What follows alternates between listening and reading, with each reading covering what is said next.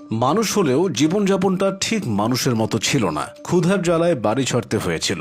লজ্জা ঢাকার মতো ভালো একটি কাপড় পর্যন্ত পাননি কোনোদিন। তাই ছেঁড়া জামা দিয়ে কোনো মতে শরীর ঢাকতে হতো। ছিল না মাথা গোজার ঠাই। বাধ্য হয়ে গাছতলায়, দোকানের ছাউনির নিচে, ফুটপাতে কাটাতে হতো রাত। মা নেই, ছিল না মায়া করার মতো কেউ। ঠিক মতো গোসলের অভাবে শরীর হয়েছিল ময়লার ভাগার। শীতে কাপড় জড়িয়ে দেওয়ারও কেউ ছিল না। বর্ষায় কিংবা গরমেও একরত্তি শরীর পেত না এক চিলতে যত্ন। ছোট ছোট বাচ্চারা পাগল বলে খেপাতো, টিটকারি ছড়ত। বয়স্করাও নিত মজা। বলছিলাম 13 বছর বয়সী বুদ্ধি প্রতিবন্ধী আনোয়ার মিয়ার কথা।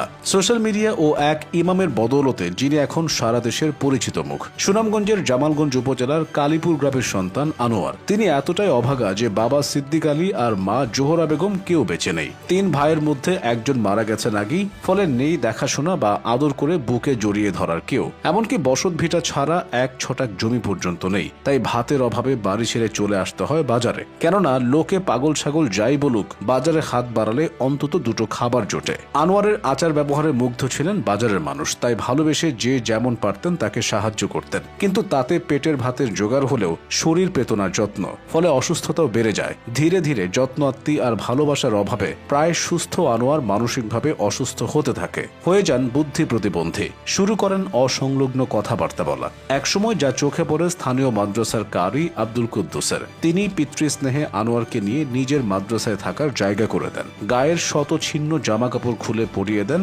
বাজার থেকে নতুন কেনা পোশাক আশাক। সেই সাথে বুকে টেনে নেন এক অনন্য ভালোবাসায়, যা কিনা বুদ্ধি প্রতিবন্ধী আনোয়ারের ভাগ্যে আর কখনোই জোটেনি। আনোয়ারের প্রতি কারির ভালোবাসা ওষুধের মতো কাজ করতে থাকে। ধীরে ধীরে সুস্থ হতে থাকে সে। আচার আচরণও হতে থাকে স্বাভাবিক। কথায় জড়তা, আচরণে অসংলগ্নতা থাকলেও অনেকের মাঝে যা নেই আনোয়ারের মাঝে সেটি রয়েছে। তার সারল্য ও সততা মুগ্ধ করেছে স্থানীয়দের। বর্তমানে স্থানীয়রা তাকে বিভিন্ন অনুষ্ঠানে দাওয়াত দেন, ডাকেন বিয়ের দোয়া পড়াতে। সম্প্রতি একটি ভিডিওতে আনোয়ারকে বলতে শোনা যায় তার আগের ও বর্তমান জীবনের কথা, যা কিনা ছুঁয়ে গেছে নেটিজেনদের মন।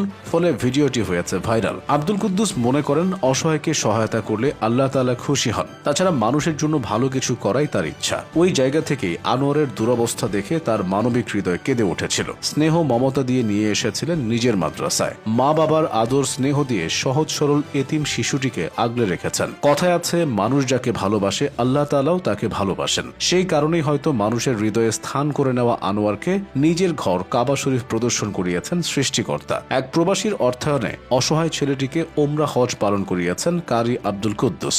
মানুষের ভালোবাসায় দিন বদলে গেছে আনোয়ারের। তার আর এখন গাছতলায় থাকতে হয় না। কারি আব্দুল কুদ্দুসের মহানুভবতায় পেয়েছেন মাথা গোজার ঠাই। কারো কাছে হাত পাততে হচ্ছে না। জুটছে 3 বেলা খাবার। পোশাক আশাকেও এসেছে বদল। শরীরও এখন সুস্থ। তবে কণ্ঠের জড়তাটা এখনো রয়ে গেছে। কারি আব্দুল কুদ্দুসের ভালোবাসার ছোঁয়ায় হয়তো একদিন আনোয়ারের এই জড়তাও কেটে যাবে। সুস্থ সুন্দর পৃথিবীতে সেও যাপন করতে পারবে স্বাভাবিক জীবন।